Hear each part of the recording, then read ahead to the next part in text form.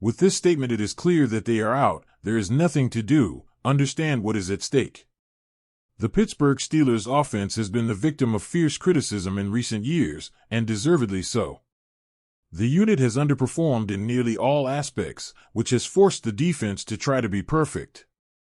In the games where Terrell Austin's group has played poorly, it has almost always ended in a loss since the defensive coordinator was promoted back in 2022. At the end of the 2024 campaign, this was on full display as the opposition's rushing attack had its way with Pittsburgh. This led to a time of possession nightmare, and the result was 5 consecutive losses, including one in the playoffs.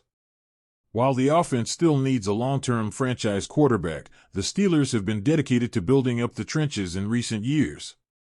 A lot of that has been with the big men up front on the offensive side of the ball, but the 2025 NFL Draft saw Pittsburgh select 2 defensive linemen with its first 4 picks, as well as an edge rusher, all hearing their names called. This was a significant statement to the rest of the league, hinting at the fact that the organization would no longer accept being dominated at the line of scrimmage on defense. With the additions of Derek Harmon and Yehia Black, some of the tenured defenders could be forced into minimal roles or find themselves playing elsewhere by the time September rolls around. 2 of the players who could be a little worried as training camp approaches are Isaiah Loudermilk and DeMarvin Leal. The 2 haven't exactly performed at a high level during their respective stints in the Steel City, and Ray Fittipaldo of the Pittsburgh Post-Gazette wrote in a fan chat on Tuesday that the duo could be in danger of not making the initial 53-man roster in August. We'll find out in late August when the rosters are pared down to 53, Fittipaldo wrote. I don't think either is guaranteed a roster spot. This should not come as a surprise. Neither Loudermilk nor Leal has lived up to expectations since arriving at the professional level.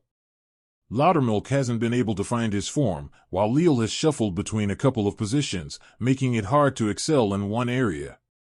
With the recent draft selections, both may be viewed as expendable. A lot can happen from the time training camp begins and when roster cuts occur. Players in the position that Loudermilk and Leal are can be looked at as lucky since the NFL changed the cut-down rule. There is only one large cut from 90 to 53 players, rather than teams chipping away as the preseason rolls along.